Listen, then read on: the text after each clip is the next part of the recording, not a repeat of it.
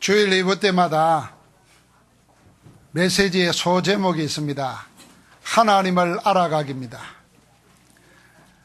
우리가 하나님을 만나고 믿으면서도 하나님을 잘 알지 못하면 그 축복을 누릴 수가 없습니다.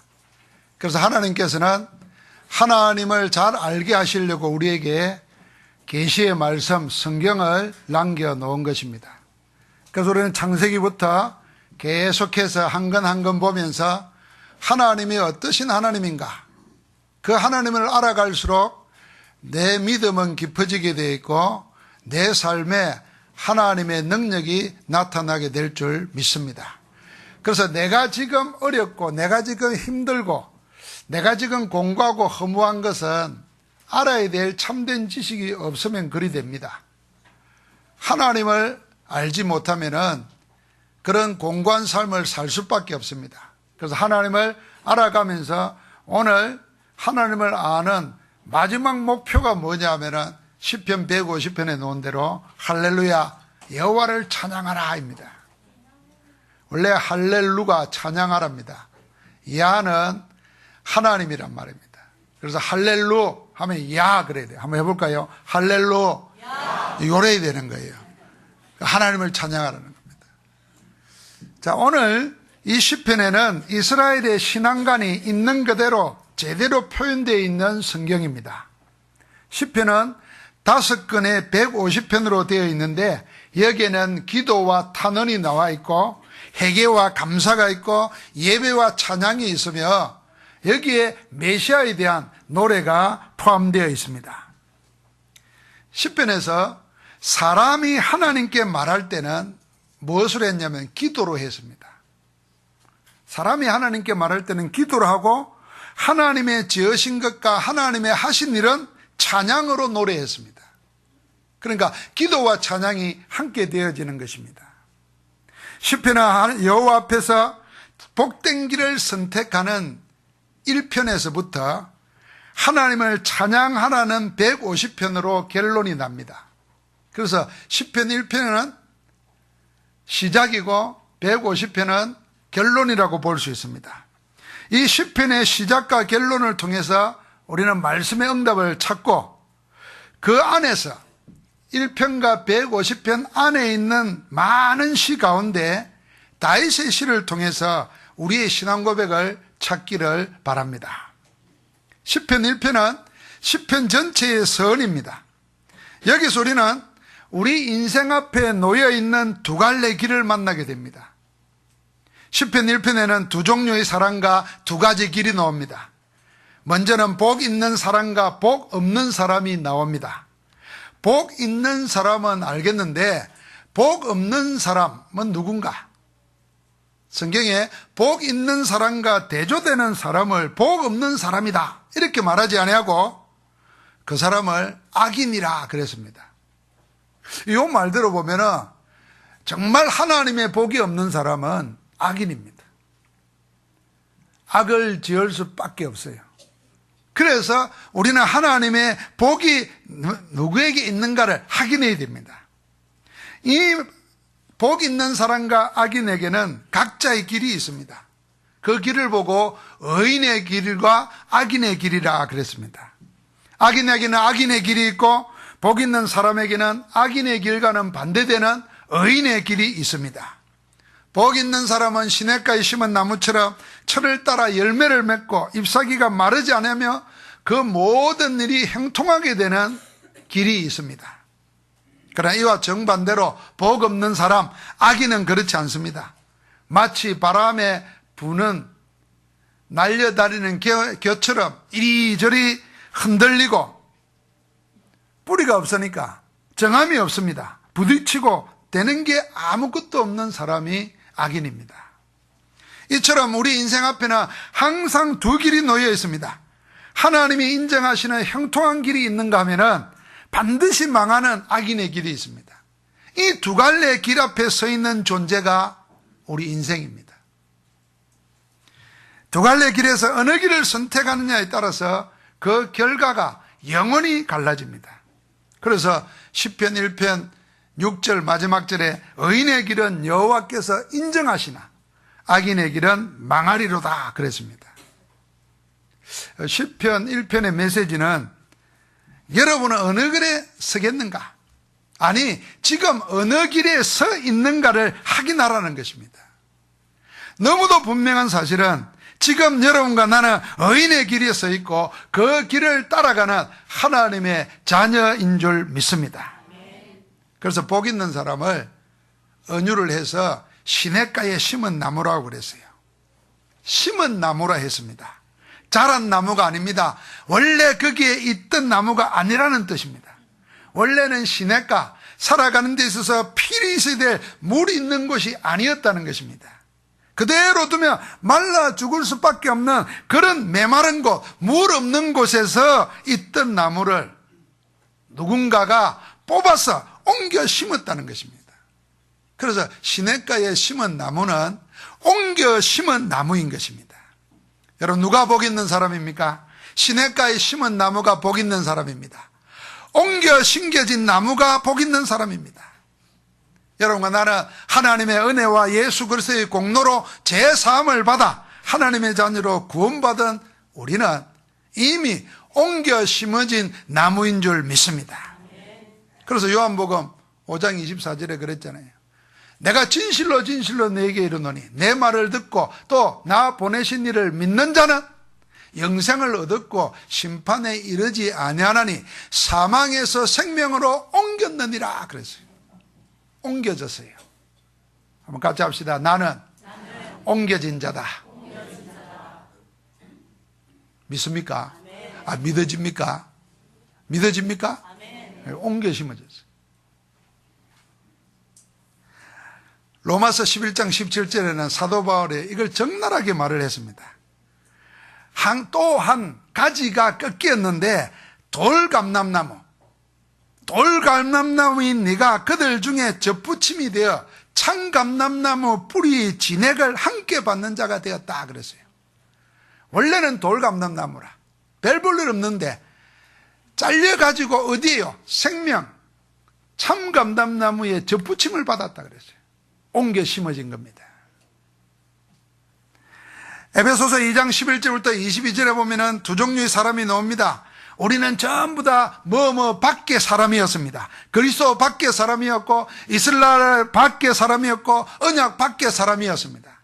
그래서 세상 살면서 소망도 없고 하나님도 없던 자였다 그랬습니다. 그런데 그리스도 예수로 인해서 이제는 안의 사람이 되었습니다. 안의 사람. 어디 아닙니까? 언약 안에. 어디 아닙니까? 하나님의 근속으로. 어디 아닙니까? 하나님의 성전으로. 전부가 그리스도 안의 사람으로 바뀌어졌다는 것입니다. 그래서 예수 믿어 구원받은 사람은 전부 다 뭐냐면 옮겨 심어진 겁니다. 그렇습니다. 여러분과 내가 창세기 3장으로 태어났어요.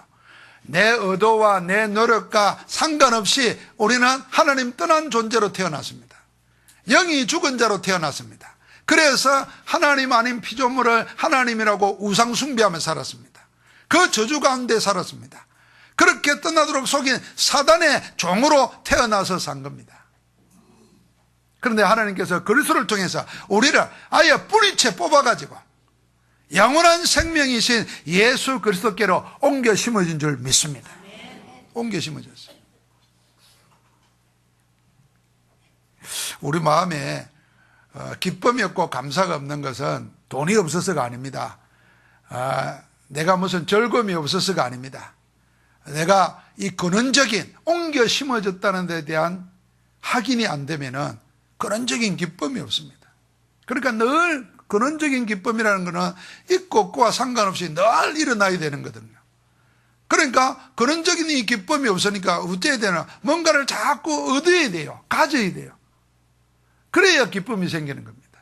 그 기쁨은 마치 뭐와 같으냐면 바가지에 퍼놓은 물과 같은 겁니다. 먹으면 없어져 봐요.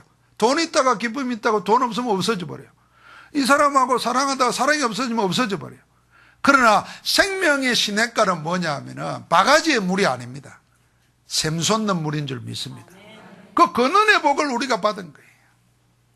그래서 시편 1편은 인생에게 형통과 멸망의 두 사람과 두 갈래 길을 말하면서 두 가지 메시지를 던집니다. 제일 먼저는 뭐냐 하면은 어느 길로 갈 것이냐를 묻고 선택하라는 것입니다. 또 하나의 메시지는 내가 서 있는 길을 알고 계속해서 그 길을 가라는 것입니다. 이걸 딱 하나로 정리하면은 복 있는 사람은 의인의 길로 옮겨 심어졌으니까 그 의인의 길을 따라서 계속 가라는 것입니다. 여러분, 내가 옮겨 심은 자로서 이제 복 있는 사람이 되었습니다. 복 받을 사람이 아니고 아예 복이 있는 자예요. 그래서 의인의 길을 따라 사는 것은 어떻게 사는 겁니까? 그 길을 가라는 것입니다. 오늘 1절에 보니까 뭐뭐 하지 않아야 됩니다. 뭘 안 합니까? 따르지 않습니다. 악인들의 꾀를. 서지 않습니다. 죄인들의 길에. 함께 하지 않습니다. 오만한 자들과. 여러분, 오만한 자들, 죄인들, 악인들 중심이 뭐겠습니까? 생명의 복음이 없는 것입니다. 여러분, 사람은 특별히 악한 게 아닙니다. 하나님 없으면, 복음 생명 없으면, 그리스도 없으면 악할 수밖에 없습니다. 이번에 경찰관을 죽인 사람 머리는 좋은 것 같아요. 총을 자기가 만들었잖아요. 계획을 다 했어요. 야, 저는 페이스북 같은 거 못하는데 페이스북에 자기 할 일을 다 할래요. 똑똑한 사람이에요. 그런데 딱 얘기하는 거 들어보면 뭐예요? 정상이 아니죠. 여러분, 정상이 아니라는 말은 무슨 말이야? 내하고 안 같다 그 말입니까? 다른 거에 잡혀 있는 거예요. 다른 것에 잡혀 있는 겁니다. 하나님 없는 사람은 악인이 될 수밖에 없어요. 죄인이 될 수밖에 없어요. 오만할 수밖에 없는 것입니다. 그래서 우리는 옮겨 심어졌으니까 의인의 길을 따라가도록 메시지를 주는 겁니다. 그게 모든 인류의 노래, 시의 처음 문입니다. 시편이 노래 아닙니까? 노래. 내 인생의 노래의 처음 시작은 뭘 해야 되냐? 내가 복 있는 자니까 복 있는 길을 따라 살아라. 그걸 선택하라는 것입니다. 그러면서 오직으로 하는 일이 있습니다. 뭐 한다 그랬습니까? 오직 하나님의 율법을 절거합니다. 말씀을 절거합니다. 말씀이 절거하니까 주야로 묵상합니다. 24시 묵상합니다. 그 말씀을 낭송합니다. 소리내서 읽습니다. 그 말씀을 읊조립니다. 암송합니다. 이걸 나눕니다. 그게 전부 다 묵상입니다. 여러분, 말씀을 노래로 만들어서요, 모세도 그랬고 여호수아도 그랬고 하나님께서 직접 이걸 노래로 지어서 내 후손들에게 전달하라 그랬어요. 그래서 우리가 노래를 탁 해놓으면은 그 말씀이 살아있습니다.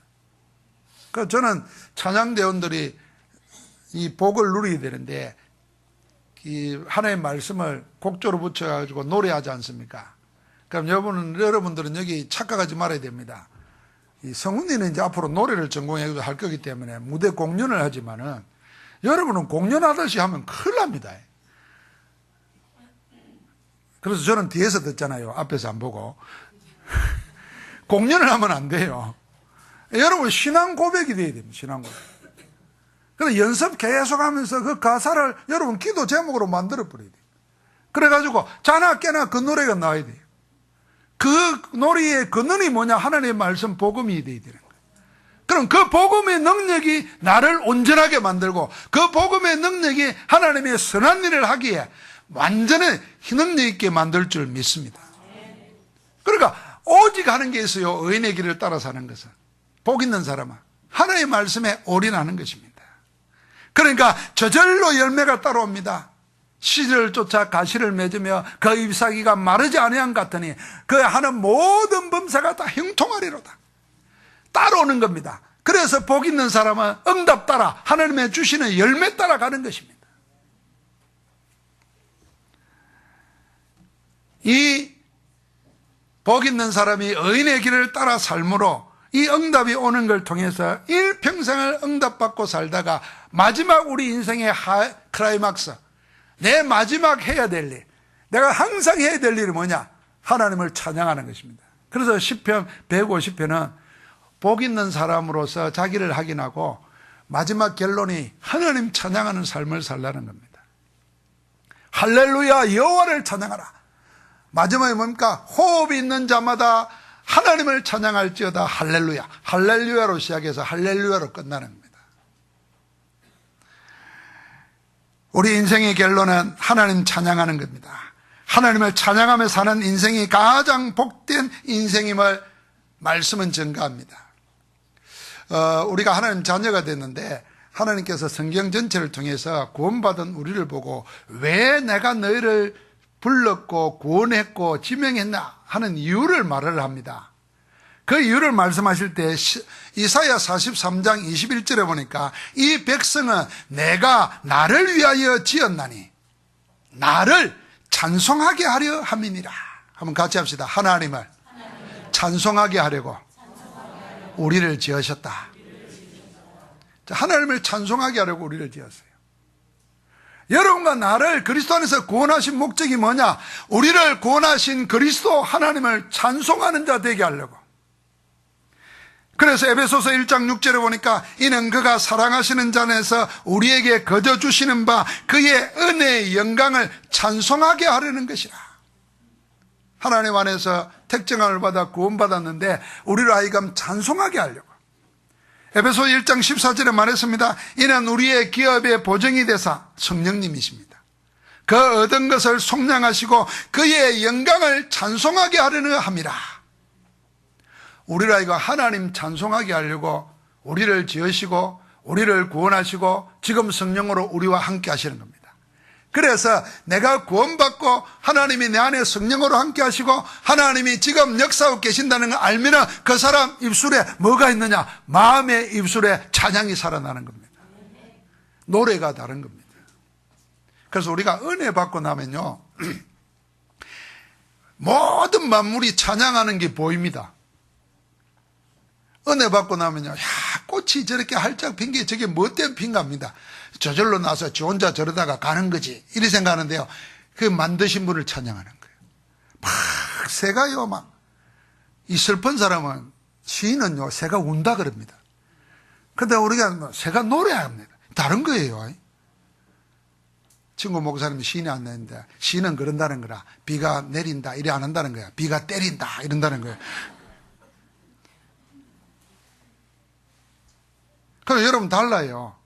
은혜 받고 나면은 모든 하나님께서 만드신 모든 것이 만든 분을 노래하고 있어요. 그게 들린다니까요. 그게 보인다니까요. 그러니까 그걸 듣고 보니까 얼마나 기쁘겠어요. 여러분과 나에게 마지막 인생의 결론은 뭐냐? 하나님을 찬양하는 겁니다.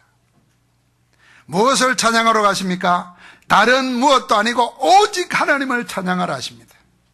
그렇습니다. 우리가 찬양해야 될 내용은 오직 하나님 한 분이십니다. 하나님의 다른 무엇도 아닙니다. 오직 하나님이십니다.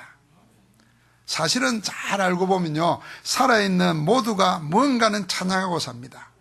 창세기 3장 이후에 우리 인생은 전부 하나님 아닌 다른 것을 찬양하고 살아갑니다. 제일 많이 찬양하는 게 뭐겠습니까? 돈을 찬양합니다. 돈 이러고 다닌다는 말이 아닙니다. 돈이 최고야 이렇게 생각하고 돈만 밝히고 돈에 생명을 걸고 사는 사람은 돈을 찬양하고 사는 겁니다. 돈이 자기 노래예요. 어떤 사람은 권력을 찬양하고 삽니다.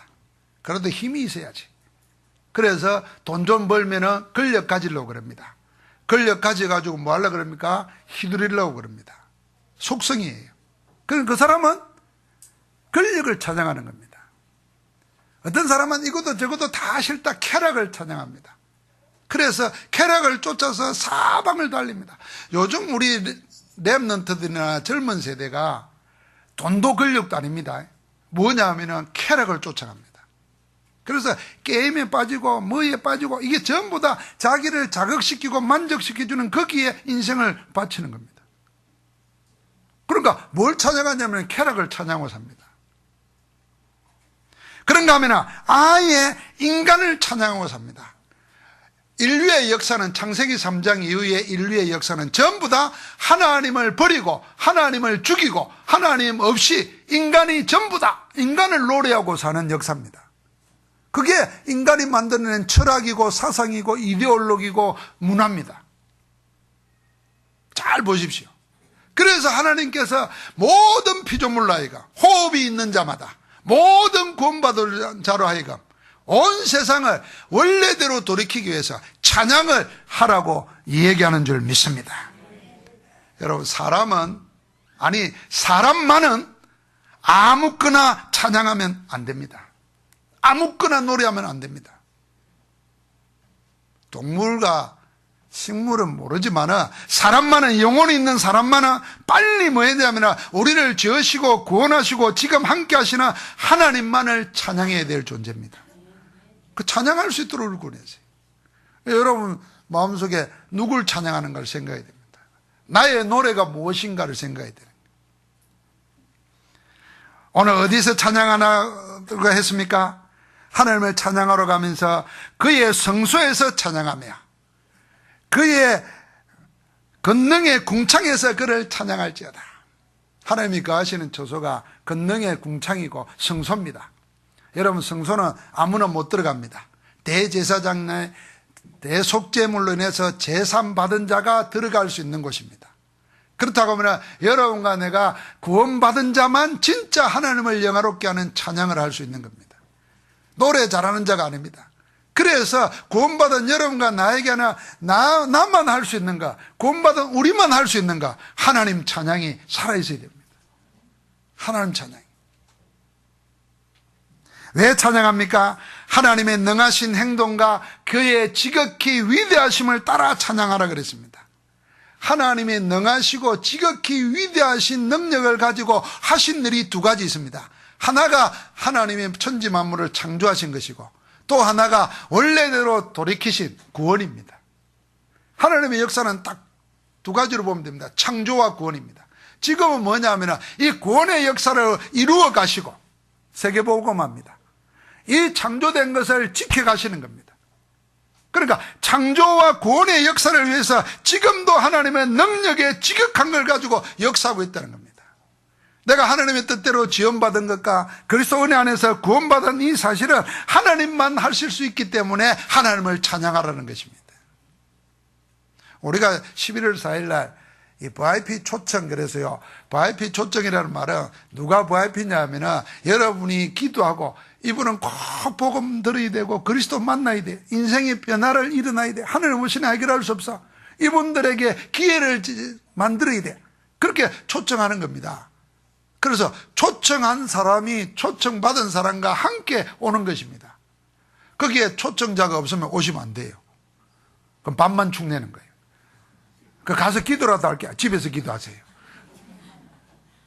그러면 거기에 참여하기 위해서 같이 기도하면서 내 인생에 한 사람도 초청할 사람이 없다.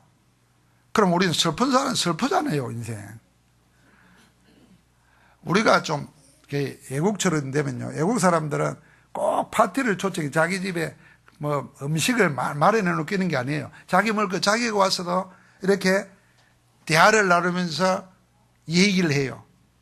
여러분, 이게 우리가 지금은 교회적으로 하지만은 나중에는 구역별로, 개인별로 그렇게 할 수 있어요. 그렇게 해서 뭐 합니까? 복음 들을 수 있는 기회를 만들어주는 거예요. 그게 하나님이 우리에게 원하시는 자연스러운 말씀 운동이고 전도 운동입니다. 그러니까요, 하나님께서 여러분과 내가 아무나 보고 찬양할 수 있는 게 아닙니다. 자, 그러면서 무엇으로 찬양하라 그럽니까? 오늘 3절부터 6절까지 보니까 나팔소리, 비파와 수금, 소고치며 춤추어 찬양하며 해낙과 퉁수로 찬양하고 큰 소리 나는 재금으로, 높은 소리 나는 재금으로. 이 말은 무슨 말입니까? 할 수 있는 모든 것을 동원해서 누구를? 하나님을 찬양하라는 겁니다. 하나님의 무엇을? 하나님의 구원의 역사를 찬양하라는 겁니다. 호흡이 있는 자마다 찬양하라 이랬습니다. 살아있는 모든 자는 찬양해야 됩니다. 찬양에는 예외가 없습니다. 한 사람도 빠짐없이 모두가 찬양하라고 하십니다. 그래서 구원받은 하나님의 사람에게는 우리를 구원하신 예수 그리스도와 그리스도를 보내주신 하나님을 노래하며 찬양하며 사는 것이 가장 행복한 인생입니다. 솔직히 말해서 노래 잘한다 못한다가 아니고 노래가 없는 사람이 있어요. 노래가 없는 사람. 여러분, 노래는 우리가 그냥 통상적으로 생각하면 마음이 즐거울 때 나오잖아요. 마음이 슬플 때 노래하는 사람은 가수밖에 없어요. 슬프게 하려고 하지. 내가 슬픈데 노래가 나온다, 그건 참 대단한 인물이에요. 그리고 그분은 예술가가 돼야 돼요. 근데 거의 노래가 있다는 말은, 노래가 논다는 말은 마음이 기쁠 때거든요. 즐거울 때거든요. 그런데 노래 없이 사는 사람이 있어요. 근데 여러분, 내가 노래를 찾아야 됩니다. 시편이 있다는 말은 노래가 있다는 말이에요. 하나님은 살아있는 모든 이와 모든 것들로부터 찬양받으시기에 합당하신 우리 하나님이십니다. 하나님이 누구시냐? 같이 합시다. 모든 이와 모든 것들로 찬양받기에 합당하신 분이다. 아니, 여러분과 나의 찬양을 받아야 될 분은 그 누구도 아니고 하나님이십니다. 그래서 하나님의 찬양하는 노래가 살아있는 그 영혼은 행복한 영혼이고 하나님이 함께하는 축복을 누리게 될 줄 믿습니다. 자, 이 시편 1편과 150편 시작과 결론 사이에 2편부터 140편까지 많은 시가 있습니다. 그 많은 시 중에 우리나라 사람뿐만 아니라 외국 사람들도 또 안 믿는 사람까지도 잘 알려져 있는 시편이 하나 있어요. 그게 시편 23편입니다.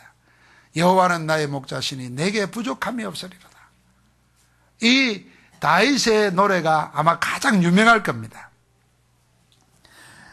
다윗은 이 시편에서 누가 행복한 사람인가, 누가 복받은 사람인가 하는 것을 노래합니다.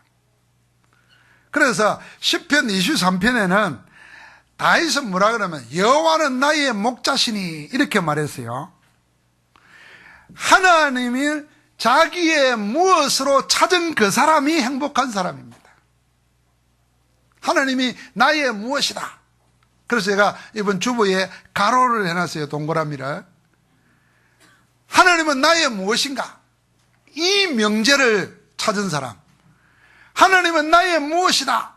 이걸 노래할 수 있는 그 사람이 행복한 사람입니다. 다윗은 일생을 통해서 되어진 신앙의 하나로 고백된다고 하면은 하나님은 나의 모든 것이시니다. 그겁니다. 그래서 우리 알잖아요. 다윗은 목동 시절에는요, 자기가 목동에 어느 정도 실력이 있었냐면은 양 한 마리를 잃어버리거나 빼앗겨 본 적이 없어요. 그러니까 목동 중에 실력 있는 목동이었어요. 그러니까 그 형제들이 많았는데도 양은 다윗이 도맡아 쳤어요. 전문가였어요. 그런데 이런 다윗이 뭐라 그랬냐면은 하나님이 나의 목자라 그랬어요.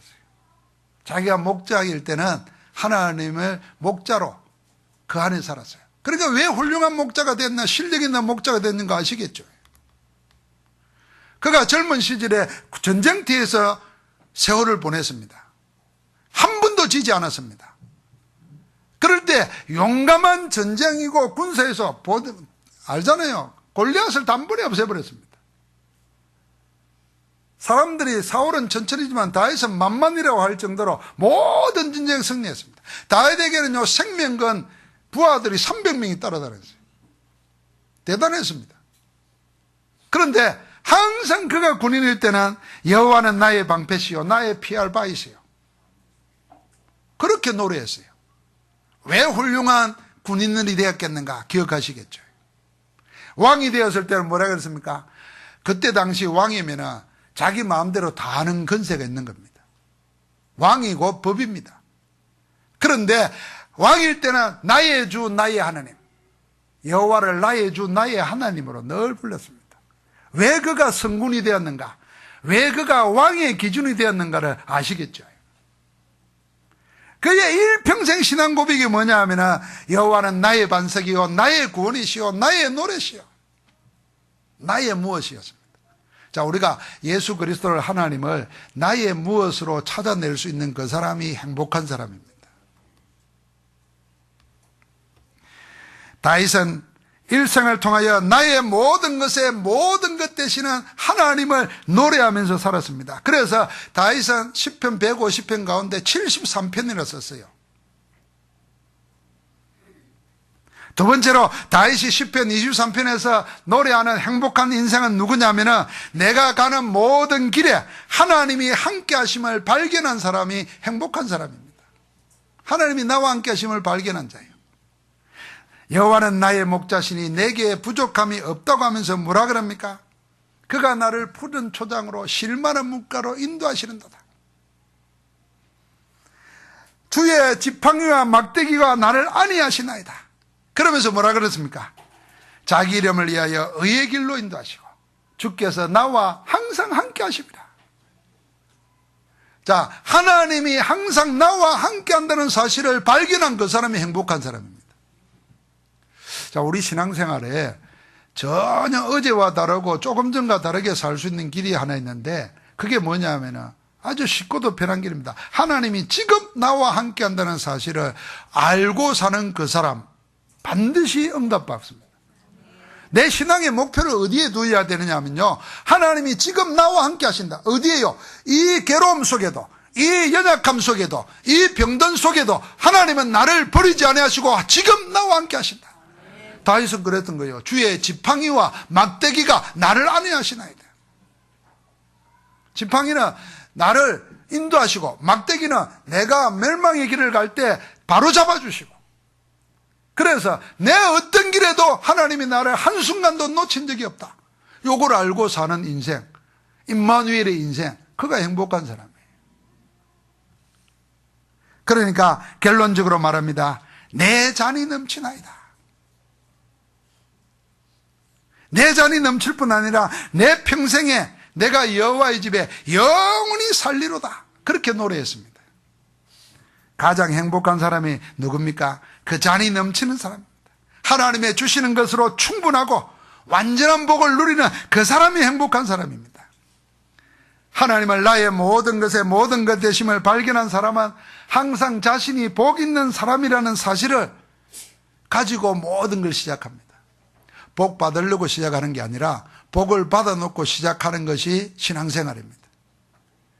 제가 이 복음과 종교의 차이점을 설명할 때 이렇게 말합니다. 복음은 뭐냐 하면 모든 걸 받아놓고 시작하는 겁니다. 종교는 뭐냐 하면 받아내기 위해서 시작하는 겁니다. 그래서 힘들고 고달픈 겁니다. 받아내려고 하니까 받아내는 방법을 자꾸 이야기하잖아요. 그러니까 요래라 저래라 그럽니다. 사람은 또 받아내려고 하면 이래라 저래라 할 때 어떻게 해야 되겠습니까? 자기를 자꾸 희생시키고 극단적으로 해야 그게 가치 있어 보입니다. 평상적으로 하는 그거는 아무것도 아닌 것 같아요. 그러니까 기도를 해도 굶고 하고 잠을 안 자고 하고 교회에서 안 하고 저 산에 가서 하고 막 이렇게 해야 하나님을 감동시킬 수 있다고 생각합니다. 그게 받아내기 위한 겁니다. 이걸 자꾸 강화시키고 제도를 만들고 이걸 완벽하게 만들어 놓은 게 종교입니다. 그러나 복음은 하나님은 그런 분이 아니에요. 우리가 구하기도 전에 생각하기도 전에 하나님은 모든 걸 다 허락하셨습니다. 누구 안에서요? 예수 그리스도 안에서. 그래서 하나님의 모든 충만함이 충만하게 거한 것이 주의 몸이요 교회입니다. 그래서 그리스도 안에서 우리가 모든 걸 다 받은 거예요. 오늘도 설교 이리 하면 안 되는데 진짜 내 이런 마음을 하고 싶어요. 이게 뭐냐면요, 복음 안에서 다 받았는데 왜 다 받아놓고 자꾸 엉뚱한 짓 하냐 이 말이에요. 하나님은 다 줬다 그러고 성경은 그렇게 기록에 남겨놔서 지금도 거짓 문서가 아니기 때문에 계속 살아있어요. 그리고 실제로 그 말씀을 믿고 기도하면서 그대로 받는 사람이 있어요. 그런데 왜 나만 안 받은 것처럼 못 받은 것처럼 이러고 사냐 그 말이에요. 그래서 빨리 하나님 말씀 속에서 복음 안에서 내가 다 받았는데 내가 받은 게 뭔가 이걸 찾는 시간을 가져야 돼요. 할렐루야. 내가 받은 것은요 아무도 못 뺏어가요. 사단도 뺏어가지 못해요. 나만 안 뺏기면 돼요. 나만 안 속으면 돼요. 그래서 제일 불쌍한 사람이 안 받은 것처럼 자꾸 받아내려고 발부둥 치는 사람. 이미 받은 응답을 누려야 됩니다. 그래서 주님 말했잖아요. 주님 가르친 기도를 가르칠 때 그랬잖아요. 뜻이 하늘에서 이루어진 것 같이 땅에서도 이루어지다. 다 이루어졌단 말입니다. 하늘에서. 복음 안에서 다 이루었단 말입니다. 그러니까 복음 안에서 그걸 찾아 누리라는 겁니다. 그게 기도고 예배입니다. 결론을 맺습니다. 구원받은 하나님 자녀는 어떤 사람입니까? 사도 바울이요 에베소 1장 12절에는 이렇게 말했어요. 그리스도 안에서 하나님의 영광의 찬양이라 그랬어요. 우리를 보고 찬송하려고 구원했는데 그리스도 안에서 우리는 하나님의 영광의 찬양이 되어 있어요. 찬송이 되어 있어요. 다시 말하면 하나님의 영광의 찬송은 뭐냐면은 그리스도 예수 안에서 구원받은 여러분과 나라는 것입니다. 여러분과 내가 하나님의 영광의 찬송이에요. 하나님은 여러분과 나로 인하여 기뻐하고 즐거워한다 그랬어요. 나는 이 말 들을 때 좀 부끄러워요. 하나님이 나를 보고 막 기뻐하고 즐거워한대요. 성경이 그리 말하잖아요. 하나님이 나의 기쁨, 내 이름을 부르시는 거예요. 나의 즐거움. 한번 우리가 하나님 아니지만 하나님이 하는 것처럼 한번 해봅시다. 옆 사람 보고 눈을 보고 손을 탁 이렇게 하면서 옆 사람 보세요. 또 안 보는 사람 꼭 있어. 나의 기쁨이요 나의 즐거움입니다. 경상도 남자들은 참 못해요. 여자들은 더 못해요. 쓸데없이 이런 말 하지 마세요. 하나님이 그렇게 우리를 바꾸신 거예요. 성부 하나님께서, 성령 하나님께서 예정하시고 보정하셔서 여러분과 나라의 영광의 찬송이 되게 하시려고 구원했다는 겁니다. 자, 그래서 이제 우리는 뭐 해야 되냐면요, 다윗처럼 여러분의 인생의 노래를 만들고 찾아야 됩니다. 나의 시편을 찾아내야 됩니다. 그래서 영원한 나의 노래가 통해서 하나님의 영광을 받으시도록 해야 됩니다. 우리가 왜 세상 사람들이 자기 노래 아무리 못해도 18번 하나는 있잖아요. 유행가는 몰라도 나의 살던 고향이라도 부를 수 있잖아요. 그것도 안 되면은 산토끼 토끼라도 부를 수 있잖아요. 그런데 내가 꼭 부르고 싶은 나의 노래를 시편에서 찾아야 돼요. 그래서 제가 이랬습니다. 나의 시편을 찾으라 그랬어요. 저는 오늘 많은 시편이 있지만은 제 인생에 한 3가지 나의 시편으로 생각하고 고백하는 게 있는데, 그게 시편 16편에 2절에 보니까 내가 여호와께 아뢰되 주는 나의 주님이시오니 주 밖에는 나의 복이 없나이다. 저는 이걸 제 신앙 고백으로, 제 영원한 기도 제목으로 삼습니다. 주님, 내 영혼의 상태가, 내 삶이 주 밖에는 나의 복이 없나이다 하고 살아갈 수 있도록 나를 인도해 주옵소서. 근데 복음 만나고 복음하는 순간 복음이 나의 모든 것임을 고백할 수 있게 됐어요. 기도한 대로 응답받습니다. 그랬더니 어떤 일이 생기냐면 16절 8절 9절에 보니까 내가 여호와를 항상 내 앞에 모심이여 그가 내 오른편에 계심으로 내가 흔들리지 아니하리로다. 그래, 내가 흔들리지 않는 이유가 뭐냐? 하나님을 앞세우고 내 오른편에 함께 하시니 흔들릴 이유가 없다. 그러니까 우리의 육신도 안전히 살고 내 영도 즐거워하고 내 마음도 기쁘다 그랬어요. 전인적인 구원의 축복을 누립니다. 제가 군대에 있을 때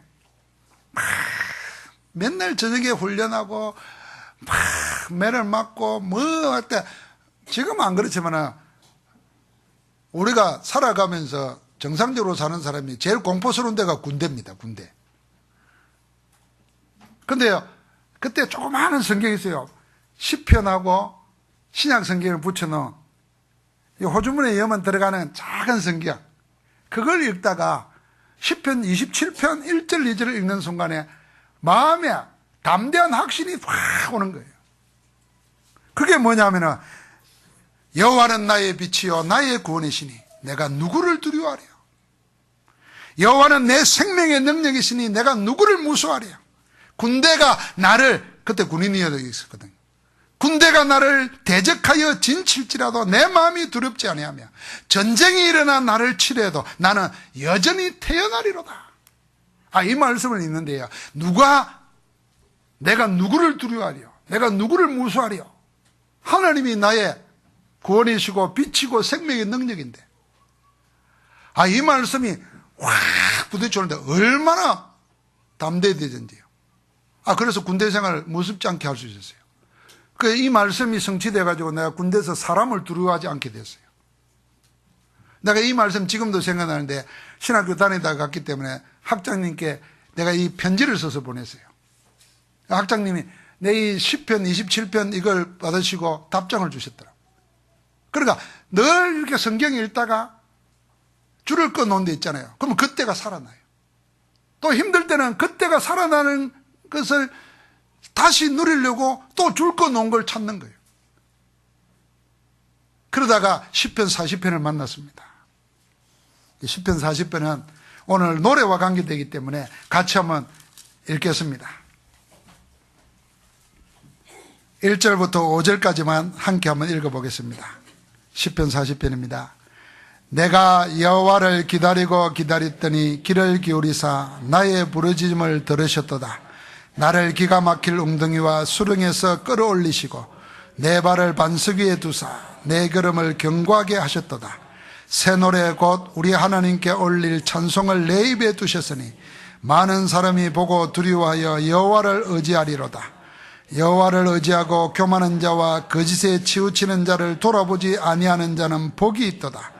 여호와 나의 하나님이여 주께서 행하신 기적이 많고 우리를 행하신 주의 생각도 많아 누구도 주와 견줄 수가 없나이다. 내가 널리 알려 말하고자 하나 너무 많아 그 수를 셀 수도 없나이다. 다윗은 기가 막힐 웅덩이와 수륙에 빠진 적이 있어요. 인생 살면서. 여러분과 나는 왜 없겠습니까? 그때 다윗은 그 기가 막히는가, 그 기막힐 수렁 웅덩이에 빠진 자신을 어떻게 이겼을까요? 여호와를 기다리고 기다렸더니.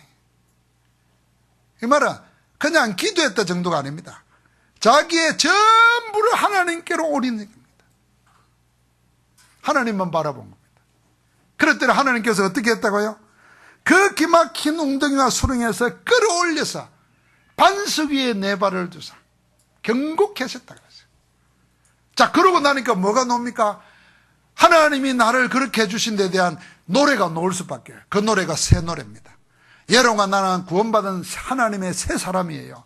새 사람은 새 노래가 있어야 돼요. 새 노래를 불러야 돼요. 이 새 노래가 하나님께 올릴 찬송을 내 입에 두셨다는 거예요. 이게 찬송입니다. 그래서 찬양대원뿐만 아니라 우리 전부는요, 말씀 가지고 응답받아서 그 노래가 찬양으로 하나님께 들려질 때에 그 예배가 살아있는 예배고 그 예배를 통해서 치유의 역사, 회복의 역사, 강건의 역사가 일어날 줄 믿습니다. 내 생에 그런 예배가 한 번이라도 맛빠지면 그건 영원히 가는 것입니다. 여러분 지금 가정 공부한 자리에서 이 새 노래를 체험할 때입니다. 이런 일이 너무 많아서 수도 셀 수 없다 그랬어요. 그런데요, 내 입에 새 노래가 일어날 때 어떤 일이 생기냐면 그걸 주위에서 보고 하나님을 의지하게 된다는 거예요. 이게 전도예요. 예수 믿으라 말 안 하는데 내 입에 노래가 달라져 버렸어요. 하나님께 올릴 찬양이 달라지니까 그걸 보고 사람들이 하나님을 의지하게 되는 겁니다. 이게 삶 속에 일어나는 전도라. 여러분과 나는요, 새 사람입니다. 옛 사람은 다 죽었습니다. 그 사람은 다 후패해집니다. 그러나 내 속사람 그리스도 안에서 새 생명을 얻은 새 사람은 새 노래를 가진 자입니다. 그래서 여러분의 노래를 찾으시기 바랍니다. 여러분의 노래를 찾아야 돼요. 곡조 있는 시편, 신앙 고백을 찾아야 됩니다. 여러분 노래라는 게 참 이 곡조가 있으니까 뭐 유행가도 보십시오. 뭐 트로트가 있고 발라드가 있고 뭐 R&B가 있고 뭐 다 한데 우리 어릴 때는 주로 뽕짝 아닙니까? 트로트, 뭐 포크송 이런 거였어요. 요새는 노래를 애들이 힙합이라는 게 있어요. 그냥 말하는 거예요, 말. 야, 이게 우리 때 있었으면 저 장르가 내 체질인데. 우리가 지금 하나님의 자녀가 되어서 막 이게 노래 몰라도 할 수 있잖아요.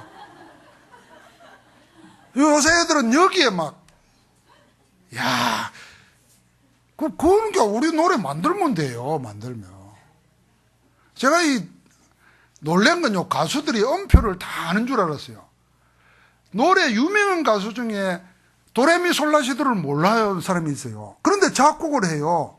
어떻게 지방식대로 하는 거예요. 야, 그렇다고 하면 우리 인생에 노래 하나는 있어야 될 거 아니에요? 복음 안에서 받은 은혜를 가지고 하나님을 찬양하나. 그래서 내 인생의 노래를 주옵소서. 노래로 하나님을 찬송하더라고요. 장려 불문, 육자배기를 해도 되고 창으로 해도 되고 할 수 있는 모든 걸 동원해서 하는 거예요. 오늘 성훈이 노래처럼 그리 못하니까 나는 못하겠다 그러면 안 돼요. 하나님 안에서 노래를 찾아서 하나님만 찬양하고 하나님만 노래하고 사는 행복한 인생 되기를 주의 이름으로 축복합니다.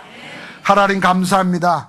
언약의 복음으로 새 노래를 가진 성도들로 이 세상에서 하나님의 영광을 노래하며 살 수 있도록 저희 모두를 축복하시니 감사합니다. 잃어버린 모든 것을 되찾아서 주를 기뻐하며 노래하며 살게 하옵소서. 그 일을 우리 안에서 이루시는 주 예수 그리스도 이름으로 기도하옵나이다. 아멘.